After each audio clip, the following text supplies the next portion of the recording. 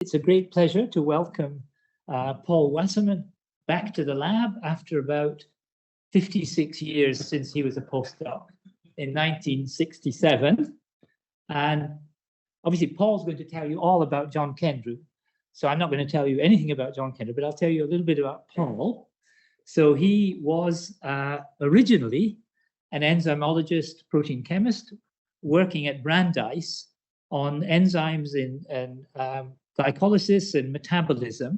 And then he came here as a postdoc, formally with John Kendrew, but practically with Herman Watson for 3 years. And during that time, Herman went off to Bristol with Hilary Muirhead, but Paul carried on here working on the crystal structures of GPD. And then after here in Cambridge, he did a second brief postdoc at Purdue, continuing some work on dehydrogenases and so on. But while he was at Purdue, he developed what's been the last 50 years of his main scientific career, and developed an interest in egg fertilization, oocyte development, and the proteins that are involved in that process, particularly the zona pellucida and the proteins that Paul and his lab identified, the proteins ZP1, ZP2, and ZP3. And then one of Paul's postdocs was a student from the lab here, Luca Giovin, who did a PhD with Kyoshi Nagai, went to work with Paul, and has carried on doing structural biology of some of these proteins that Paul identified and worked with. But after starting work on that in Purdue, he then moved first to Harvard Medical School, where he was for about 14 years. And then he had 10 years at the Roche Institute in New York, and was, for part of that time, the chairman of the department, continuing to do a lot of work on zona pellucida.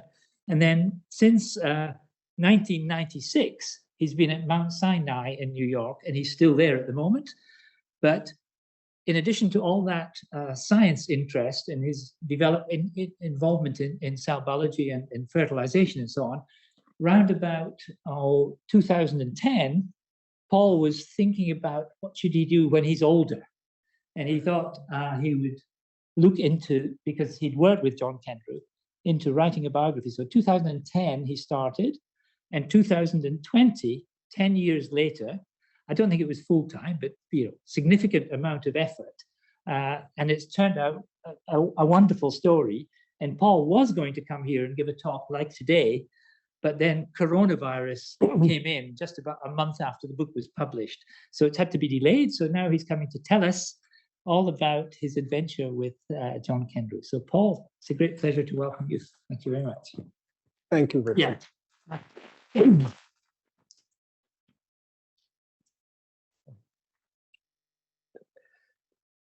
Thank you, Richard. It's wonderful to have a friend like Richard Henderson. I can assure you all of that.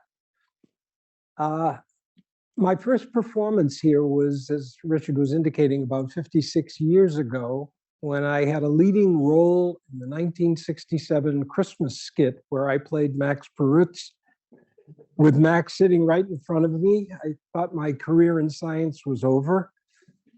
But Max, as you all know, is a very generous man, and he overlooked what I had done as Max Perutz and didn't interfere, in fact, helped me with my career. Today, I'm going to talk about the life and legacy of John Kendrew, who you see here on the cover of the book, A Place in History. The photo on the book was published by Oxford University Press, and the photo is by Guy Selby Lowndes, who was a professional photographer. He not only took a series of pictures of John after John was awarded the Nobel Prize in 1962, he was also the official photographer at many of Francis Crick and Odile Crick's parties on Portugal Place. I won't show any of those pictures today, although I have some. I want to emphasize that the story of John Kendrew is a story of three great research institutions, and everyone here knows what these institutions are: the Cavendish Laboratory, the MRC Laboratory of Molecular Biology, and the European Molecular Biology Laboratory in Heidelberg.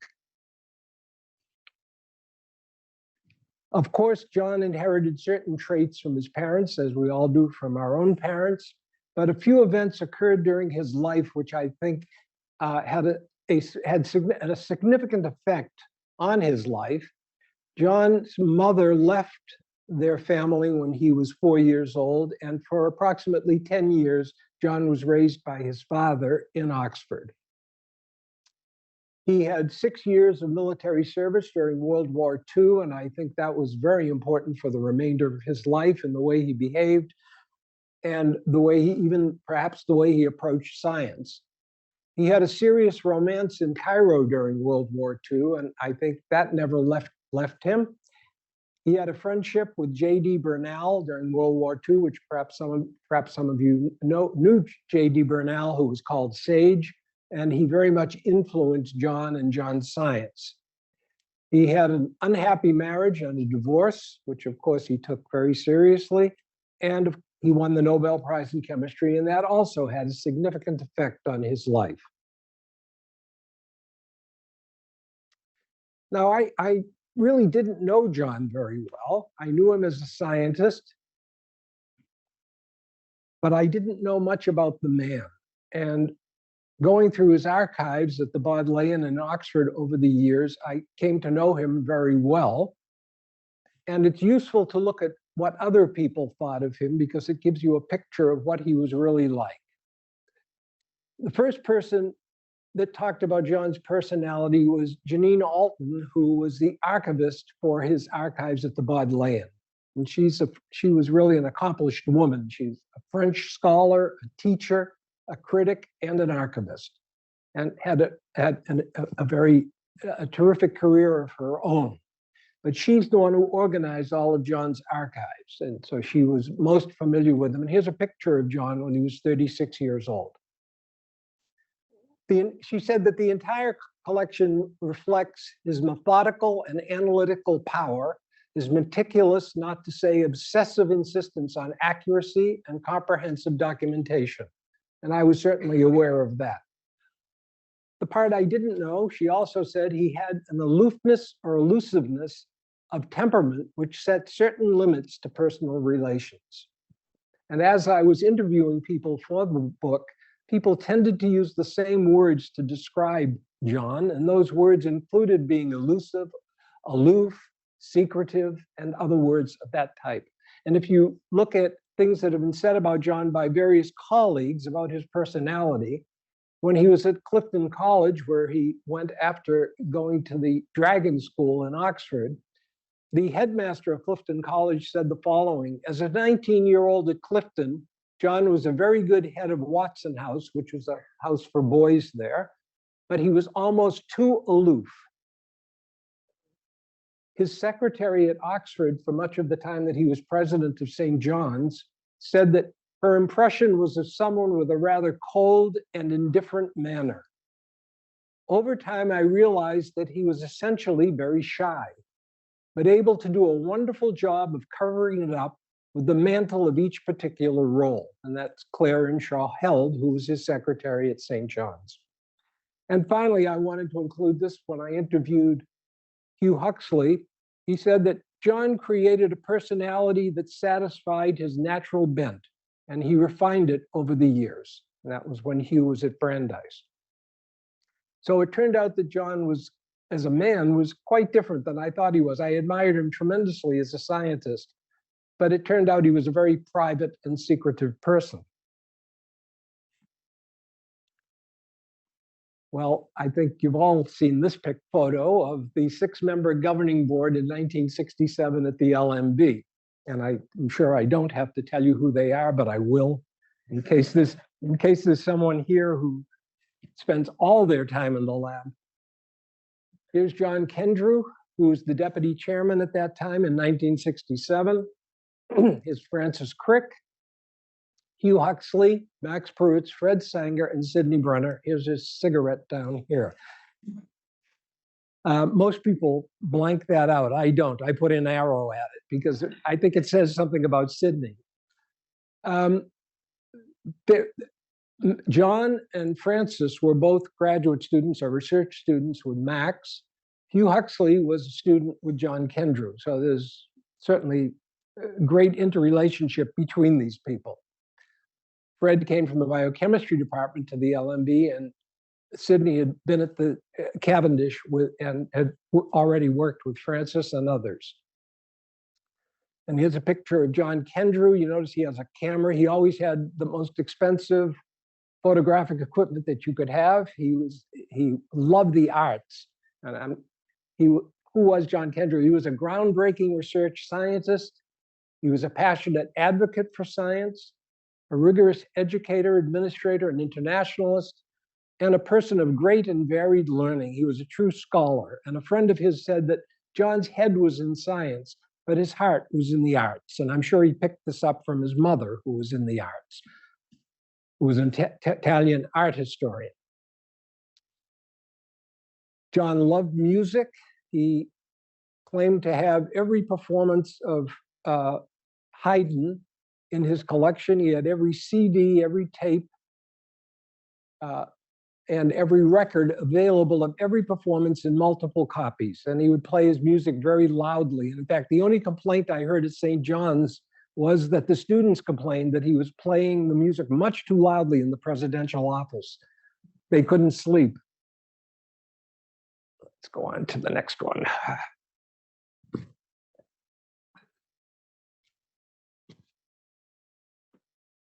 As you all know, he accomplished a great deal during his lifetime, and these are a few examples of John's achievements and honors. He was deputy director of this laboratory and head of the Division of Structural Studies. He determined the first three-dimensional protein structure, and I want to emphasize that. John was the first person to see the structure of any protein in 3 dimensions. He was the founder and editor-in-chief of the Journal of Molecular Biology. He was deputy chief scientific advisor to the British Ministry of Defense, the first director general of EMBL in Heidelberg, and the 33rd president of St. John's in Oxford. And he received a whole variety of honors. I wasn't going to list all of them here. I probably listed too many already. He was a fellow of the Royal Society, won the Nobel Prize in Chemistry in 1962. He received a CBE for his science in 1963. He received the Royal Medal from the Royal Society in 1965. He received a KBE for his government service in 1974. He was an honorary fellow of Trinity and Peterhouse in Cambridge and St. John's in Oxford. And he received an honorary Doctor of Laws from Cambridge in 1997. This was exactly 120 years after Darwin had received the same award from Cambridge. So he was a very accomplished and honored person. This is a picture of John in Cambridge in 1962, after he had been told that he had been awarded the Nobel Prize in Chemistry with Max Perutz. A little bit about usually I show I go through all of his grandparents, his great-grandparents, et cetera. I'm not going to do that today. In terms of his parents and education, Kendrew is a Northern English name derived from the Scottish name MacAndrew. And at first I didn't believe that, and then I started saying MacAndrew a number of times, and eventually it came out Kendrew. A lot of Kendrews live in the northern part of England, especially in Yorkshire, and in fact, his grandparents, originally his great-grandparents, and then his grandparents some of them came from Yorkshire. One of his uncles, his grandfather married a woman from the Orkneys, from Stromness in the Orkneys. So he has, again, some more Scottish background. This is a photo of John's father, Wilfred Kendrew. John, I put John's picture here because I think he does resemble Wilfred and John's mother when she was working in Italy. Wilfred Kendrew was born in 1884 and died in 1962. He died just at the time the LMB was opening. He received a bachelor's degree and master's degree in classics at Oxford. He attended the School of Geography and got a diploma and became a teacher of geography. While he was teaching geography, he decided he wanted to become a climatologist And he did become an eminent climatologist, quite well known all around the world. And he traveled around the world as a climatologist. He ended up being the university reader in climatology in 1940 and director of the Radcliffe Meteorological Station in 1940. Victor Brooke, who knew Wilfrid quite well, said the following about Wilfrid in an obituary. Wilfrid was an elusive man. Again, the word elusive is used here. Very difficult to know. Again, if you think about John Kendrew, he may have inherited some of this from Wilfrid. He was an odd mixture, difficult at times because of his critical mind, but full of enthusiasm, utterly sincere and honest, plucky and hardworking, as well as able. And at the end of it all, a rather lonely figure. I would love to have known more about Wilfrid. He was a very interesting man, I think. When Wilfrid wanted to learn something about climatology, he would try and get on boats going out on the North Sea. And when they wouldn't take him on as a guest, he hired on as someone to work on the boat. He was a very tough individual. And he actually was a very tough father. And I think this also influenced John until John was 14 or 15 and got to know his mother again. His mother, Evelyn May Graham Sandberg, was born in 1888 and died in 1961. Both parents died before John was told that he was going to receive a Nobel Prize. Both parents were gone. She also went to the School of Geography, and she may have even had Wilfrid as a teacher. She married Wilfrid in 1914. John was born in 1917. Around 1921, Evelyn felt that she could not stay in the marriage and tried to leave with John. Wilfrid went after them and said, yes, you can leave, but John stays with me. And so a few months later, she couldn't take it anymore, and she left without John and moved to Italy. She had a small allowance that her father had left her. And she became a totally different person in a way. She had been a geographer, and she became an art historian at the Uffizi Gallery. She had training from people like Bernard Berenson and others, and she became a quite eminent art historian, published several books, as did Wilfrid. Wilfrid also published several books on climatology. And in an obituary, Hugh Honor, an art historian, said that Evelyn was an ardent Italophile. She won a place in the hearts of numerous Florentines who shared her interest in art and music. Evelyn will be remembered as a personality original, sometimes to the point of eccentricity, as well as a scholar. And John loved his mother a great deal. He did not love his father a great deal. This is where John was born, in Oxford, in this building. This is my wife. This is a list of his education. He was born on Iffley Road in Oxford, very close to where the 4-minute mile was done in 1954. They moved to 18 Staverton Road at some point. And in 1924, when he was 7 years old, he entered the Dragon School in Oxford. He received a small scholarship, which allowed him to go there. And they moved from Blaydon to 74 High Street. And I believe he moved into the rooms that his father had in Oxford. And he would commute to the Dragon School. In 1930, he moved to Clifton College in Bristol. He was a scholarship student. He had a 100-pound scholarship. And he was the head of Watson House, as I mentioned before. In 1936, he moved to Cambridge and to Trinity at Cambridge. He was, again, a scholarship student, majoring in chemistry. He was a senior scholar and received his BA in 1939. He stayed in Cambridge for another 6 months, going to the physical chemistry department with Mulwin Hughes. He was a research student for just about half a year. But World War II broke out, and in 1940, he joined the military. After 6 years, he came back to Cambridge, was a fellow at Peterhouse, was a member of the Cavendish Laboratory in structural biology, and a research student with Max, received his PhD in 1949 when he was 32 years old. Here's a picture of John when he was in a play, the play Macbeth. He was playing a messenger. He was 7 years old. This is a passport photo of John when he was 15. He did quite a bit of traveling from Clifton College to Europe, to Germany, etc. In fact, he predicted, as a youngster, he predicted there was going to be a war, which some of his letters are very interesting. He saw a war coming with Germany. And here he is as the wireless man sending results of a track field meet between Oxford and Cambridge at White City in London in 1938. Here's 2 photos of John at the same event. So the next big step was John's joining the military.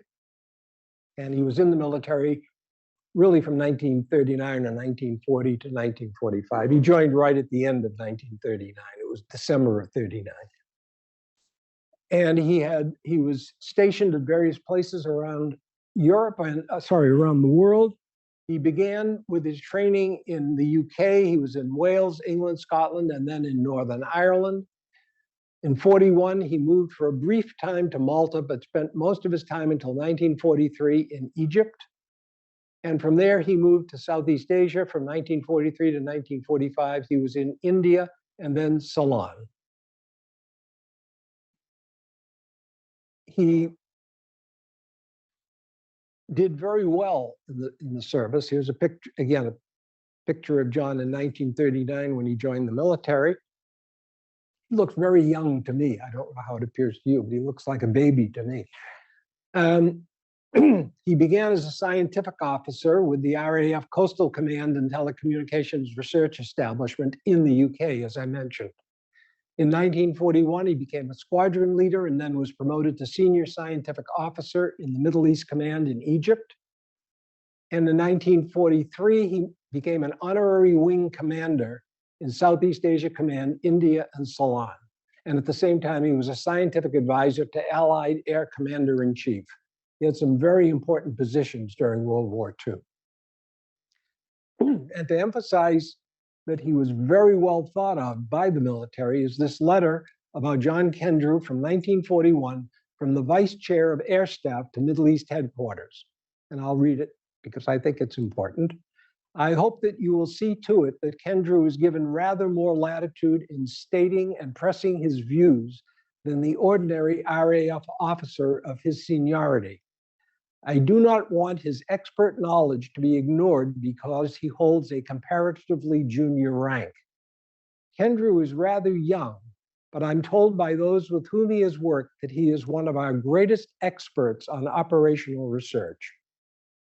I will be grateful if you will do what you can to look after Kendrew and see that he gets the opportunities both for researching and for calling attention to his results.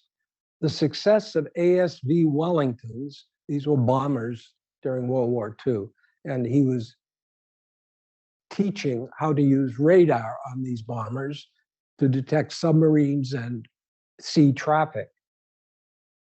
The success of ASV Wellingtons in the Middle East will probably depend to a considerable extent on his efforts. So they did appreciate that he was very bright and would be very helpful during the war. Wait, that did not move. There we go. There. Am I doing that or are you doing that? Uh-oh, no. Don't show the whole seminar.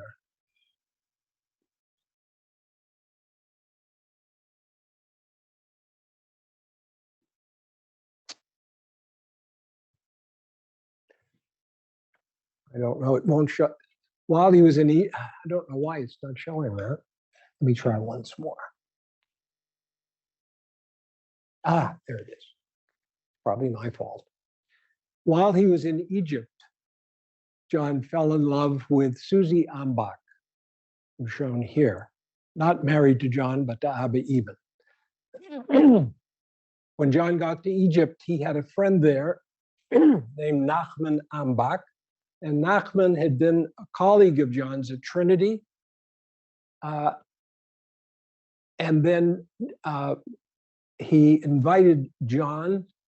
Actually, he'd been at Clifton College as well, so they were old friends. And he invited John and other people to come to their house for parties and other reasons.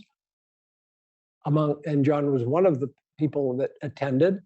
And John met Susie Ambach, Nachman's sister, and he fell in love with her. She was Jewish. The Ambach family was Jewish, and they were fervent Zionists.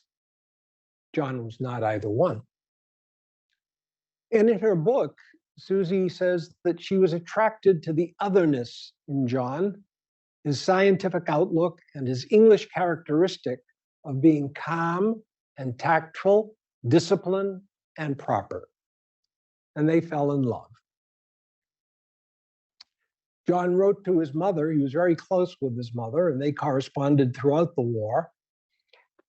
And Evelyn, his mother, felt that, again, quote, neither she nor John would ever find completion in England. She would be glad if he was to definitely cut loose from English middle-class streetism and from a Donish existence. I hope I haven't offended anyone here. I didn't say that.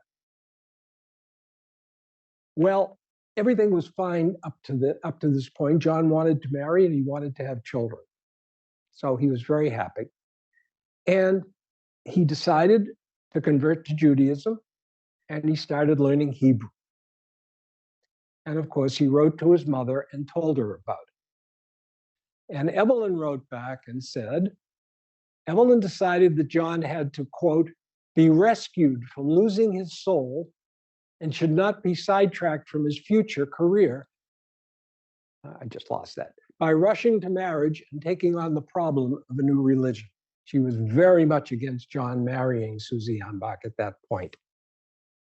And Susie says that months, do you have another pointer, Richard? This one has died. Oh, no, it's working again. It's working again. Thank you. So Susie says that at that point, months passed and we lost the happy spontaneity of our relationship. And the relationship ended. It's that one. Thank you. Thank you. Yep. But in his letters and from people that I interviewed, it's quite clear that what I say here is true, that Susie really was the love of his life. And he continued to talk about her throughout his in letters throughout his lifetime. As a result of all this, John maintained very close ties with Israel throughout his lifetime, especially with the Weizmann Institute. He was a member of all sorts of things at the Weizmann Institute from about 1964 until his death in 1997. He went there annually, at least once a year. Susie did all right, too. Another one of the guests at the parties and at their home was Abba Eban, who some of you will know was had held various ministerial posts. He was the Israeli representative to the United Nations, and he ended up being president of the Weizmann Institute, and they were married in 1945. And this is Abba Eban and Susie Ambach. One of the important influences on John and on Max as well, as some of you will know, is that they both got to know J.D. Burnell. Max did his degree with J.D. Burnell at the Cavendish. And here's a picture of him here, 1901 to 1971. And Burnell and John in Ceylon were testing different kinds of explosives to see how much they could clear of the forest and how lethal it would be for mammals. They would like to do humans, but they used rats. So they would use different explosives and different amounts of explosives and place rats in cages at various points. They weren't doing this alone. They had elephants to bring the bombs out to the jungle, and they had carriers to bring the rats out to the jungle. And they would carry out these explosions. And this is a picture of John in the middle after one of these explosions to see how much of the forest or the woods they'd cleared. Well, one day there was an accident. That's written here. Burnell pulled out his slide rule and calculated that he and John were at a safe distance from the site of the explosion. There followed the most enormous explosion, and they rapidly dived into the nearest ditch with rocks and earth flying overhead. Burnell emerged, brushing earth out of his hair and looking very puzzled, saying, He must have got the decimal point in the wrong place. I thought that was quite funny. At the end of the war, John was going to come back to England. He took 3 months to make the trip. He traveled through Australia, New Guinea, the Philippines, and came to the USA in March to June of that year. And he visited Linus Pauling at Caltech. And Linus Pauling encouraged John about taking up structural biology, but discouraged him about taking up protein crystallography. He said, "You've never done any protein crystallography, you won't be able to do it." At a meeting many years later, Pauling conceded that John had appropriately ignored his advice and succeeded in solving the first protein structure. John was now back in London, and he was dealing with recurrent bouts of malaria at that time. And he was really torn as to what to do in the future. And he wrote many letters to friends and others. He said, "The end of war in Europe has left a lot of people wondering what they should do next, and I am no exception. My own future is still completely vague." He said, "We see a great need of scientific work and scientific thought in government, and the possibilities for the future are vast and form a source of considerable inspiration. We feel it is up to us who have gained experience of government work during the war to play our part." He was very much leaning towards working for the government rather than going back to academia. John felt that science would play an important role in post-war Britain, and in view of the experience he had gained during the war, he had a moral obligation to continue in government service. But Burnell had convinced John that he should write to Lawrence Bragg to explore possibly going into academia. And he did write to Lawrence Bragg in 1945. He followed this with a visit to the Cavendish, where he met with Bragg and Max Perutz in early autumn 1945. And then he resigned from the Ministry of Aircraft Production on January 10th, 1946, and moved to the Cavendish, joining Max. But I want to emphasize John's 6 years in military service influenced him for the remainder of his life. And again, he did feel an obligation to the government.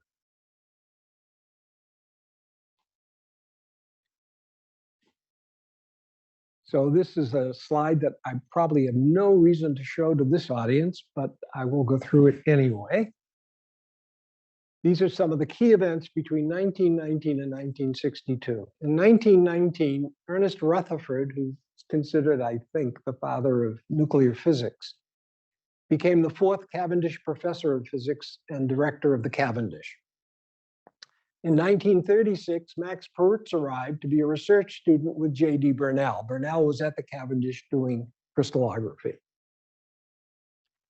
Then in 1937, there was the unexpected death of Ernest Rutherford. He was in his 60s, and he had a strangulated umbilical hernia. And this happened because he was gardening. Be very careful when you're gardening. He fell off of a ladder, and apparently a hernia that he had had since he was born became strangulated, and they rushed him to the hospital. And then it turned out at that time that if you were a lord, and he was Lord Rutherford, you could not be operated on by someone who did not have the correct peerage. And so they contacted Thomas Dunhill in London, who did have the right peerage, and he said he would come, but he couldn't come for 24 hours. He came 24 hours later, and by then it was really too late. Rutherford was dead. If they had had someone operate immediately, he would have been saved, probably. Well, it was a very important event, because as a result of Rutherford dying in 1938, Lawrence Bragg was made the 5th Cavendish Professor of Physics and director of the Cavendish.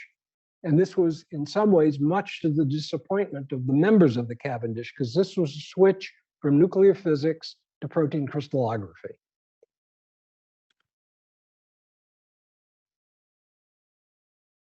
In 1939, Burnell moved to Birkbeck College, and Max Brutz was appointed Bragg's research assistant. If Bragg had not been there, if Rutherford had lived, it's unlikely Max would have remained at the Cavendish. He did not have any appointments, no college appointments, nothing else.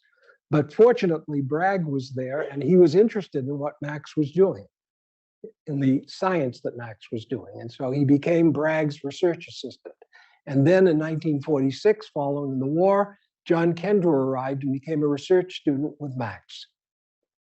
In 1947, they received a 5-year MRC support for Max and for John, and it became the unit of research for molecular structure of biological systems.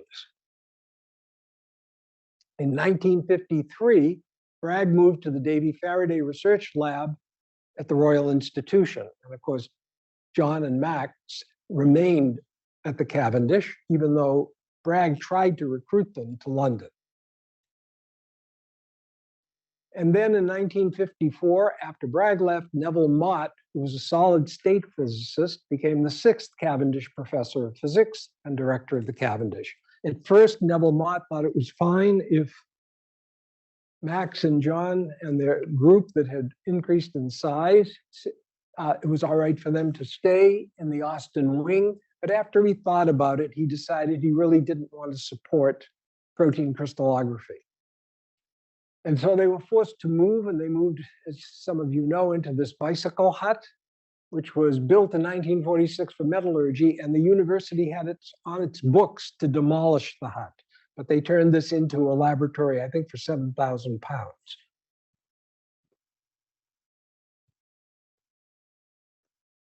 So Max became the director and John the deputy director of the MRC Molecular Biology Research Unit. There was a change in names from this name to molecular biology name.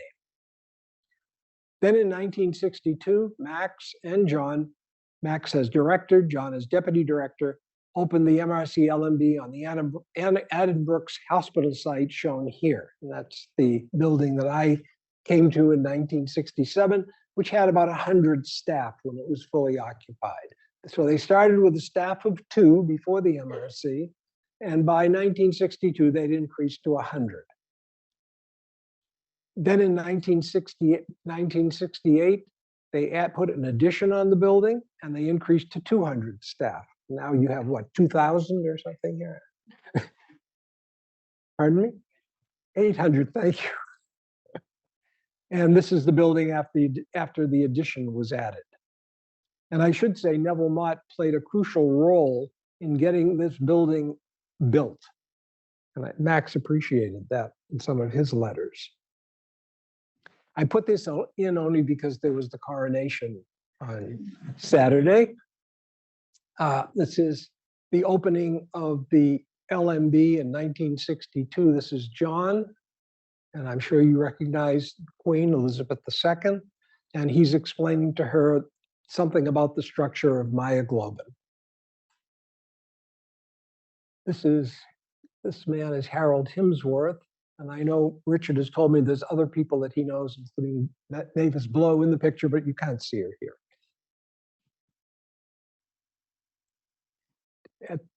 During this period in 1948, 2 years after John moved to the Cavendish, he married Mary Elizabeth Gorvin Jarvie. Elizabeth, she went by the name Elizabeth, had been the wife of John Jarvie. John Jarvie was a very close friend of John's, John Kendrew, and they had married in 1940. John Jarvie then entered the military, and he was on a ship, the Dorsetshire, that was hit by 10 bombs from Japanese dive bombers in 1942, and it sank the ship, and 230 men were killed, including John Jarvie. So Elizabeth was a widow, and she married John Kendrew, who was 31, she was 29. And they were married at Little St. Mary's Church in Cambridge, shown here, which is right next to Peterhouse.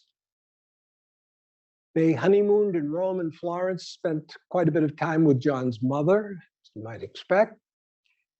And then they moved to the Paragon in Blackheath because Elizabeth was just finishing up her medical studies, and she was at St. Bart's in London, and John had rooms at the hostel at Peterhouse. But after she finished her medical degree, they moved to Tennis Court Road in Cambridge, as shown here. They were in this flat. But their marriage didn't work out. And I have a feeling that John married her out of obligation to John Jarvie. But it didn't work out at all. I won't go through some of the reasons. Jim Watson, who lived with John and Elizabeth for a period of time, said the following: the fact that John treated many college functions as more important than being at his tennis court road home had to mean that his mind usually went in directions other than towards his wife. And I think that's a fair statement. And that's the reason it was not a good marriage. And only 2 years after marrying her, John complained to his mother about the great difficulties of his marriage and his strong desire for a divorce. However, he feared that a divorce would jeopardize his Peterhouse fellowship. And he was probably correct at that time. He was worried that he would lose that fellowship. Finally, Elizabeth separated from John in August 1990. Why do I have 1995? Ooh, that's interesting. While he was hiking in the Alps with Jim Watson. Jim Watson, they got a telephone call in the Alps that Elizabeth had cleared out all her possessions from Tennis Court Road and had left him. And finally, in November 30th, 1956, they were divorced, and John remained single for more than 40 years, had relationships with several women, but never remarried for fear of another divorce.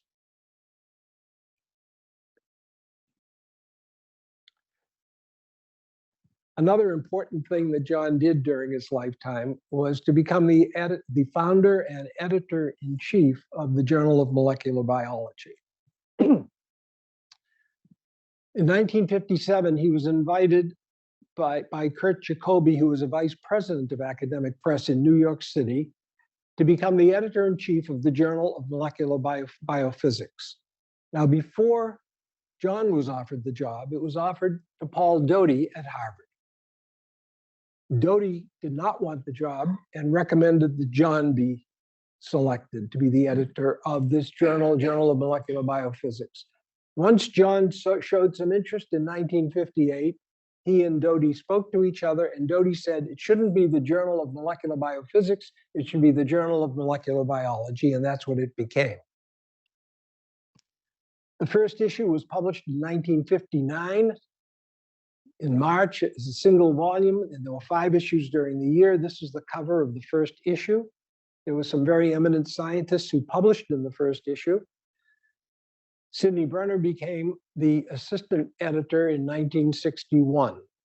During this period, John worked extremely hard to make this a highly reputable journal. It was the first journal with the title Molecular Biology in it. There wasn't a lot of competition at that point, and they did extremely well. They were, by the late 60s, the mid 70s, they were receiving more than 750 submissions a year, and they had over 3,000 subscribers. But then, like all things, it wasn't going to last. There was a lot of competition.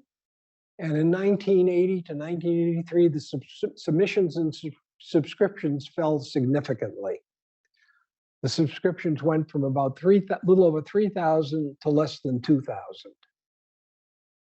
And academic press became very concerned about this and said that the Journal of Molecular Biology has become an institution, but an institution potentially subject to decay. There were many caustic letters sent back and forth between John and academic press. They were trying to force John out as editor-in-chief. And in 1985, John and Sidney became joint editors of Journal of Molecular Biology. And by 1987, Sidney replaced John as editor-in-chief. John Kendrew was very upset about this, and he wrote a number of letters to academic press. This is just an excerpt from one of them. In the world I move in, it would not be considered reasonable or decent to give someone the sack with less than 3 months' notice even if he had been employed a much shorter time than 28 years. But perhaps your world has different standards. From John, that's a nasty letter. In 1990, Peter Wright became editor-in-chief, and Peter is shown here. And in 2023, JMB continues to be published 65 years after founding by John Kendrew.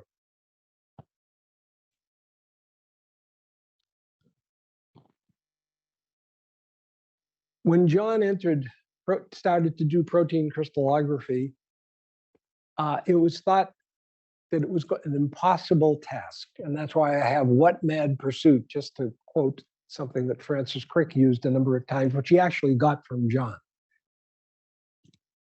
And Max Perut said, when John came to work with him as a student, "You can hardly imagine how courageous Kendrew's decision was then to take up protein crystallography. I had no research students because responsible dons advised graduates against joining such a forlorn undertaking. But Kendrew's spirit of adventure won." Aaron Klug said, "John had joined Max on a voyage of discovery, building the ship as they went along, where the land sought was clear, the three-dimensional structure of proteins, but with no route through the uncharted waters. The conventional wisdom was that the goal was unreachable." I mean, it wasn't even clear that each protein molecule had a particular structure, that a number of the molecules could have very different structures. And so it was a mad pursuit at the time. But in fact, John did succeed, and this is just a graph to summarize what happened. John was the first person to determine the three-dimensional structure of a protein, the protein sperm whale myoglobin. None had been solved, the high-resolution structure had been solved previously. That was in 1960, so there was one structure solved in 1960 at high resolution. There was then a gap of 4 years, and lysozyme was solved by David Phillips. The following year, Max published the hemoglobin structure at high resolution. And from 1964 to 1969, 11 structures were solved at high resolution. But you should remember that John was the first.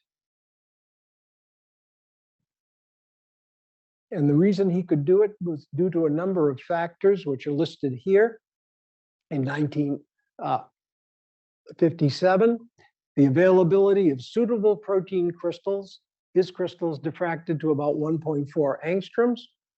The solution of the crystallographic phase problem, which was shown by Max Perut, that you could put a heavy atom and use it to phase the diffraction patterns. The availability of powerful rotating anode X-ray tubes that were developed by Tony Broad in the laboratory. The access to an electronic computer, EDSAX-1, which John did with John Bennett, a friend of Hugh Huxley. The development of precession cameras and densitometers. And finally, Kendrew's brilliance, punctiliousness, and organizational skills. And this was a picture of EDSAC with its 3,000 vacuum tubes. If one tube went, you were out of business. It was located in what was the dissection room of the anatomy department in Cambridge. And the floor was so saturated with formalin that you couldn't go in there during the summer because you couldn't breathe, because you had the fumes from the formalin. So it was very difficult. But John Bennett and John were probably the first people to calculate a Fourier synthesis on an electronic computer. And I should say Max refused to use a computer in his work. John was always looking forward and looking for better ways to do things. He was technology oriented. He did it he solved the structure in 3 stages. First at 6 angstroms, which showed in the polypeptide chain. Then at 2 angstroms in 1959, it was published in 1960. There you could see groups of atoms, and they identified 2/3 of the amino acids in myoglobin. And finally at 1.4 angstroms, and there you could see individual atoms, and they could identify 150 out of 153 amino acids in myoglobin. They never published the paper on the high resolution structure, much to Max's disdain. No paper published, but the coordinates were provided on an individual basis by H.C. Watson, by Herman Watson. Whoops. Whoops, we're doing it again. Okay. So here's the low resolution structure. I'm not going to read this, although I think it's important. John likened it to being an explorer. And he said, from time to time, scientists are privileged to share excitement of the same kind as an explorer who discovers new lands. He said, such a moment arrived for my colleagues and me one Sunday morning at 2 a.m. in 1957, when we looked at something no one before us had seen, a three-dimensional picture of a protein molecule in all its complexity. It must have been very exciting. And here are 4 views of that structure. This is the heme on myoglobin. And then people commented on what it looked like. John Kendrew said, perhaps the most remarkable features of the molecule are its complexity and lack of symmetry. It cannot be recommended on aesthetic grounds. Max was crueler, actually. A long, winding, visceral-looking object with a lump like a squashed orange attached to it. The orange was the heme. And J.D. Burnell, I always knew that a protein would look like this.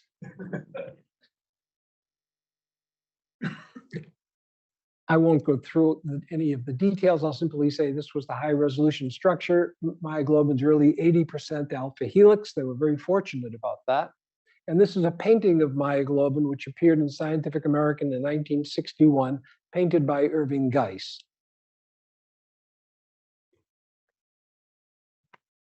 As a result of John's success, Lawrence Bragg suggested that Kendrew and Perutz be awarded the Nobel Prize in 1959. And he had tried to get support from people like Linus Pauling, and Pauling refused to give him any support. And he put them up for the prize in physics. In 1960, he did the same thing. He put them up for a Nobel Prize. And again, there wasn't significant support, and they didn't get it in 61. And then in 61, he put them up again, Lawrence Bragg, and Max and John got the Nobel Prize in chemistry. And then here you see the people that won the Nobel Prize that year. 3 people, I'm sure you know them, Francis Crick, Jim Watson, and Maurice Wilkins for physiology or medicine, John and Max Perutz for chemistry, and this man, John Steinbeck, for literature.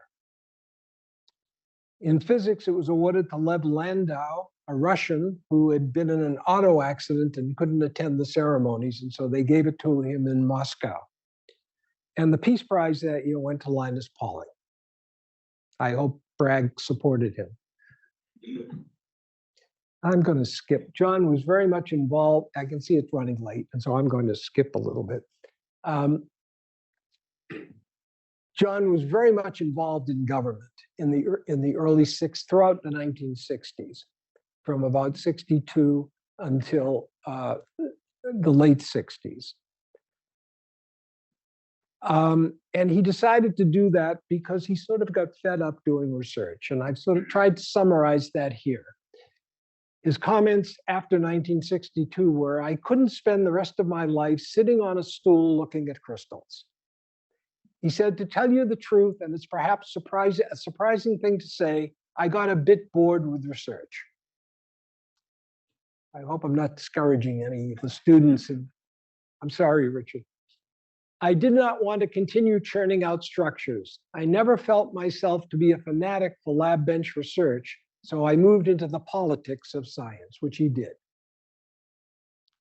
And it's sort of funny, in retrospect, I have the letter from Lawrence Bragg to the MRC in 1947. And what did Bragg say about John? He had tremendous insight.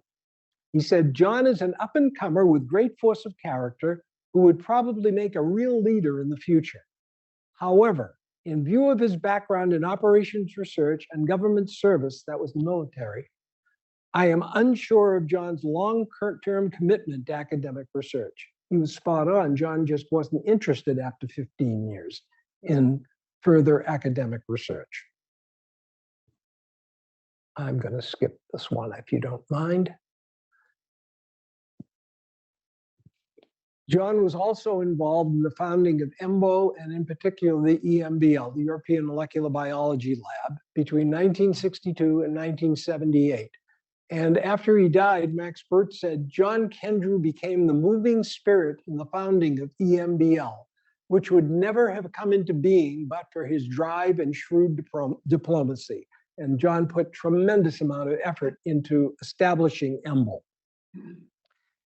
It began when he met in Geneva at CERN with Leo Szilard and Vicky Weisskopf, two physicists who, together with Gilberto Bernardini, had sat down and talked about having a European molecular biology laboratory. And they tried to get Francis Crick interested in it. Francis said, it's not my cup of tea.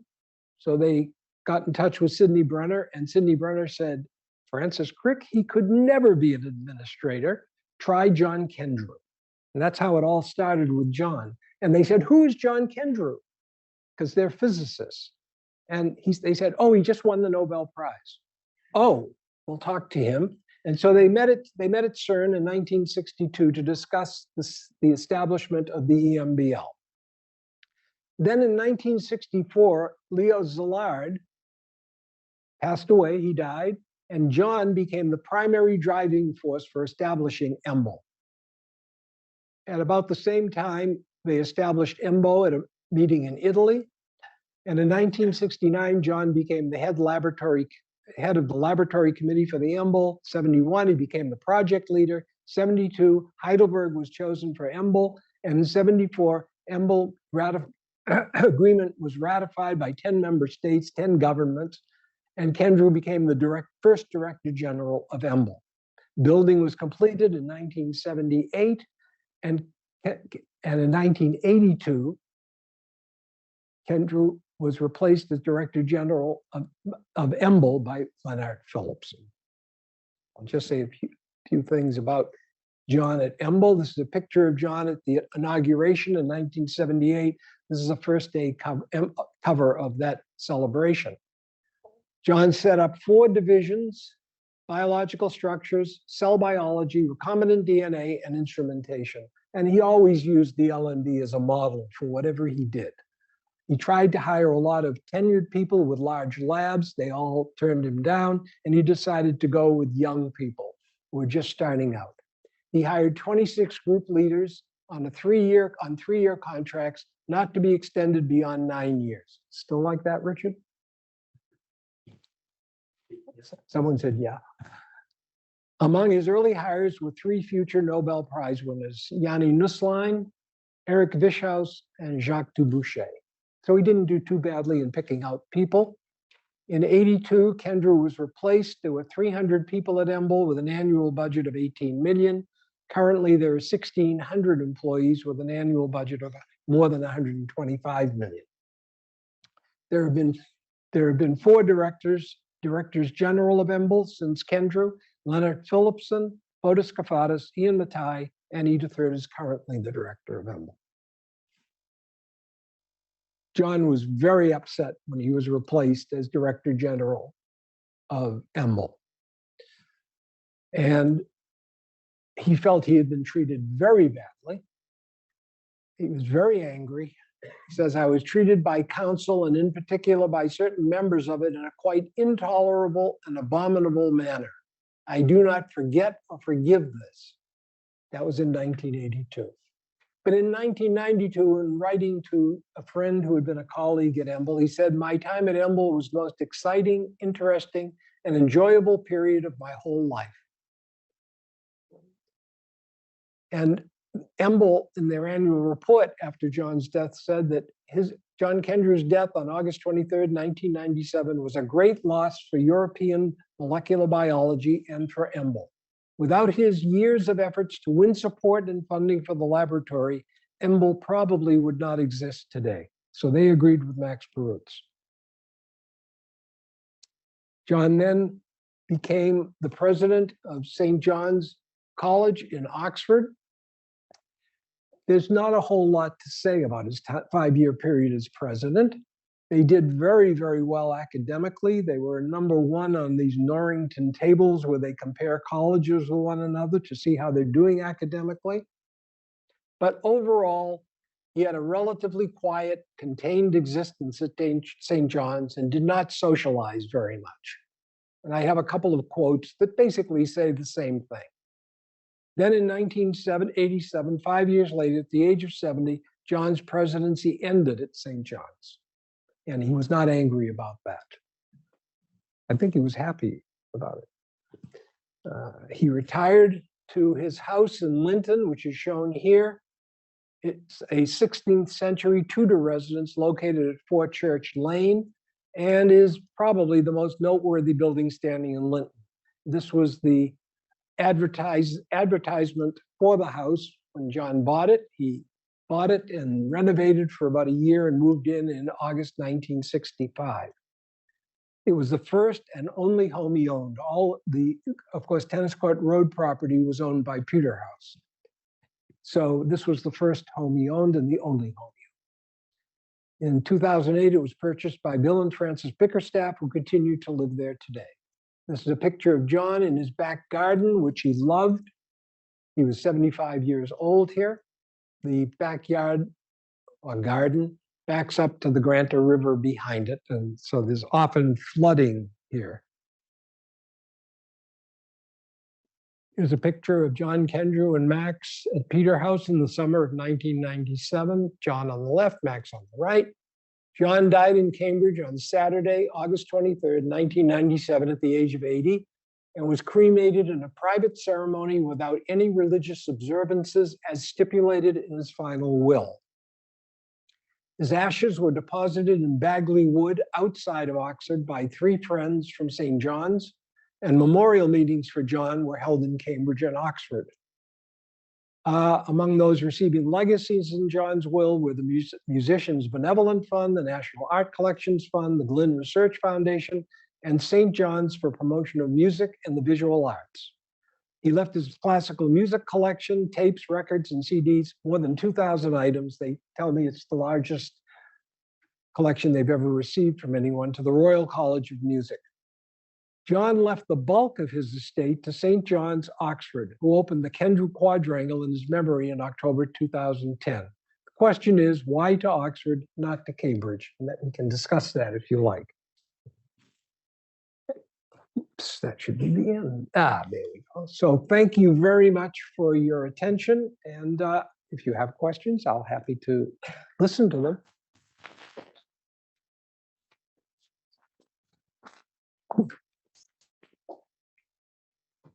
All very comprehensive. So I think Paul has hundreds more stories than the ones he talked about today. So if you ask him anything, he'll be able to tell you about those things. And I have a few, but I think. As I told Richard, the audio version of my book takes 12 hours, and I have 50 minutes. So you figure out how much I could talk about. No questions, I get. Mark. He was for some time the chief scientific advisor to the Ministry of Defence, and we didn't mention, but well, it's on the, I skipped that slide. It always struck me as a very curious appointment that he should be what is about John Kendrew made him an appropriate person to be advising the Ministry of Defence. Well, I think there's 2 answers to that. One, he was picked by Solly Zuckerman, who they were very close friends during World War II. Solly was head of MOD at that time. And he asked John to come in and be a temporary consultant to the Ministry of Defense. So it was sort of a personal thing. And he knew John was very bright, et cetera. In addition, I think John had terrific experience for the kinds of things that they were looking into at that time at the Ministry of Defense. One was, they were theoretical questions about if a place like Birmingham was bombed, depending on the size of the bomb, how many people would be killed, how much of the city would be destroyed, and how would the population react? What would happen? And so military people, government people, scientists would all get together and they would discuss this. And this went on for 2 years. And I think John was a good person to have there. He wasn't, they had very different views about whether this was valuable or not. And they also talked about cities in Russia, other cities in the UK, and cities in the United States. What would happen? How much turmoil would there be? And would they need military police to take over, et cetera? This was quite controversial when it appeared in the newspaper in Cambridge and London in 1996. It was kind of an embarrassment to John because his picture was associated with the article. And things had changed a lot since 1960. So it was very upsetting for him, I think. Perhaps I could ask a question now, Paul, John was very much aloof, like you say. I can remember him walking along the corridor, and instead of looking at you in the eye, he would look at the crack between the wall and the floor. But you must have actually met him at least once or twice. What was it like for you personally to talk to John Kendrew? Well, I talked to John twice in 2.5 years. The first, I was in the lab I had already talked to Max a number of times, even talked to Mark Brecher. He asked me to come to his office for a chat, and I didn't, and of course I was very intimidated. I thought he was at least 6'5", and just, I was afraid of him. And I mentioned this to Jim Watson, and Jim Watson said, "Oh no, John was short." I said, okay. He wasn't that tall. So what did we discuss? We discussed my salary and his salary, and he was jealous because I was making $9,500 and he was only making $11,500. And he was right, because I got the numbers afterward when I was doing the book, and he was right. He was making $2,000 more a year than I was as a postdoc. He had a Nobel Prize, and et cetera. So that was the first meeting. I don't remember much more than that. The second meeting, again, I think he said, "How are you doing?" And by then I was really more with Max than with John. John just happened to show up. He would come in maybe one day every 2 to 3 weeks. I never saw John in the canteen. I never saw John at a seminar. When the BBC showed up one day, they wanted to have a picture of John with some sperm whale muscle. He had to get us to hunt through, where is the freezer? He didn't know where the freezers were. He didn't know where the lab bench was. So Herman Watson, at that time, Herman Watson and I found some sperm whale myoglobin. We get frozen, of course. We gave it to him, and he sat down on at a bench, and they took a picture. He was gone. He wasn't here. And now I understand why. He was in London 1 to 3 days a week. And at the end, it was more like 3 days a week. So he just wasn't here.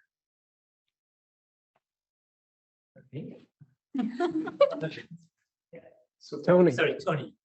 In a lot of your sentences in a very interesting talk, Max and John have appeared in the same sentence.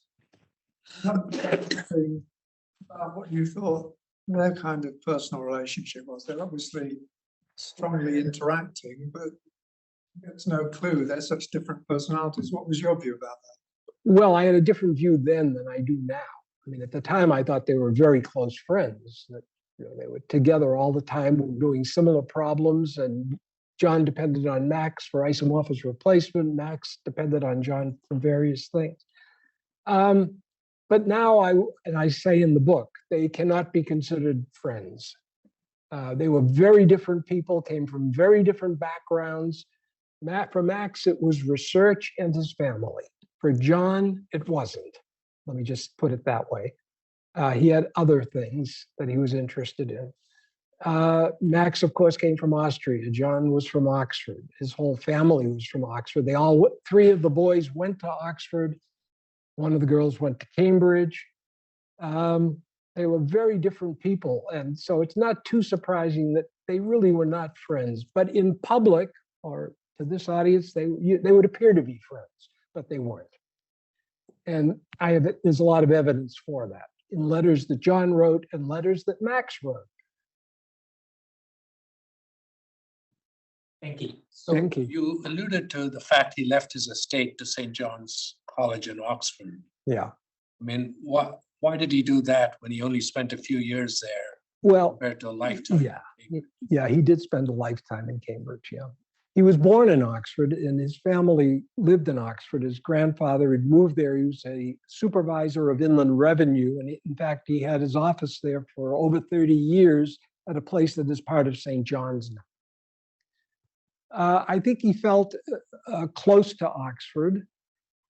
And I think he had some problems at Peterhouse in the 50s when he was getting a divorce. And I think he did not like the master at Peterhouse during that period, without naming names. And he felt comfortable in Oxford. They really were an Oxford, the Kendrews were an Oxford family. His uncle was a dentist in Oxford. Another uncle was a doctor in Oxford. Then he would have retired in Oxford, but he Pardon came me? back to Linton, which is Yeah, I know. And he came to Cambridge very often, very often. I mean, it came to, but he actually ended up retiring here.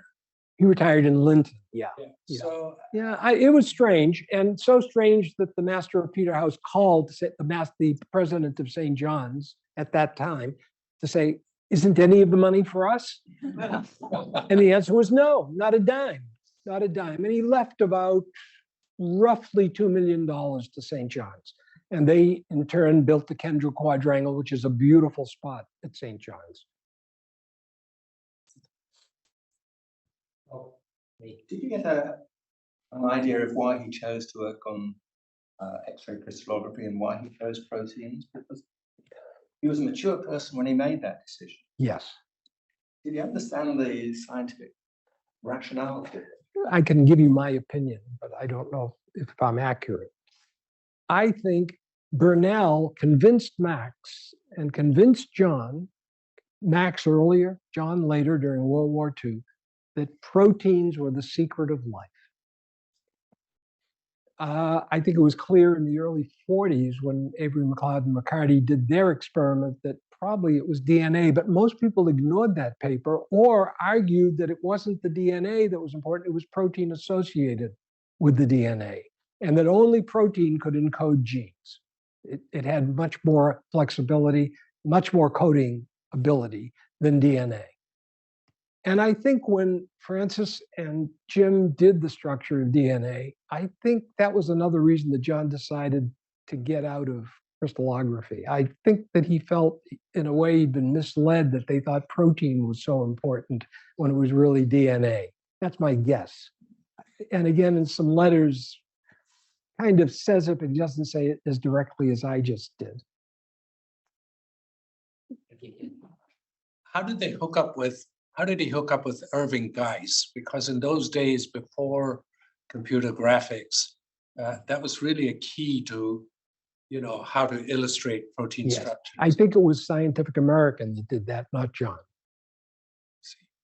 He ended up doing a lot of Scientific American illustration. I call them paintings because they are paintings. They're not nothing to do with computers. He was. Scientific American also got lysozyme a few years later. Yes, they got David Phillips. Yeah, but I think it's Scientific American that did it.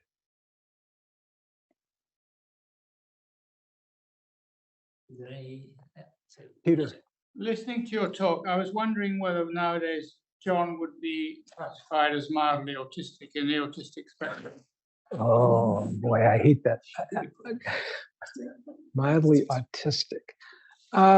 He might be now been broadened enormously to include a good fraction of men, certainly an even higher fraction of scientists. So, what made me think about this? Why are you looking at me? John have really many good friends. Were they, if you didn't have any, were they similar in bent? John had some. He lived in a man's world, except when he had these female companions. I don't think he trusted women at all, and I heard that from several of his companions. And I think that stems from his relationship with his mother, that 10-year gap when she left and he was left with his father. He did have some male friends. They all were named John, amazingly enough. John Jarvie, John Graham, John Bennett, etc. I interviewed more than 60 people, some of whom said they knew John. Some of them said, well, turned out they didn't. He was very private, never talked to anyone about his family. He refused interviews. He would talk about the science, but he would not talk about his private life. I don't know if he felt shame or I'm not sure what he felt. You'd have to ask John. But he really wanted to keep all that separate from the science, and he would discuss the science, but not his private life. And that was even true with most of these female companions.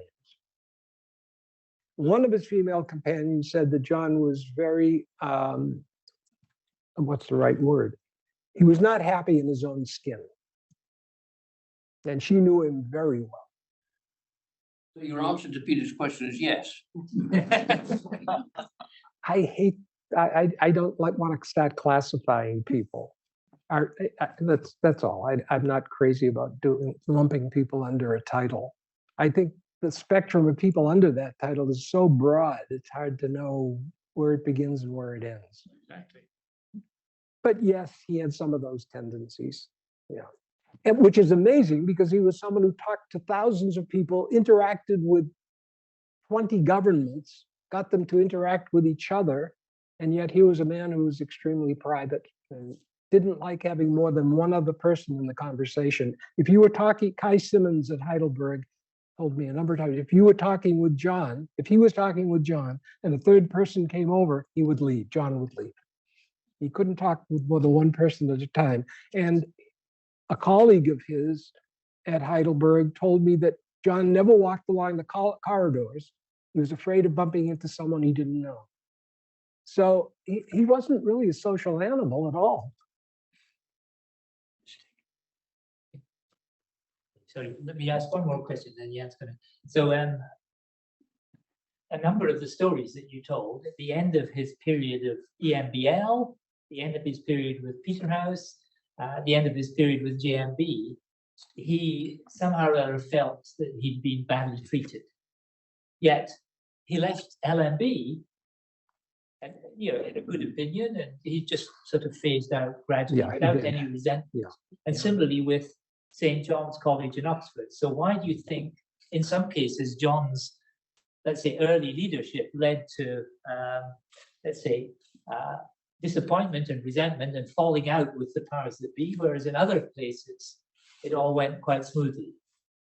In the case of the LMB, I think it was over a 14-year period that he was really leaving. I mean, I'm sure by the late 60s, he was gone. He maybe have shown up a few times, but he was gone. So I think it was easier for him, but he did have there were things about the LMB he wasn't happy about either.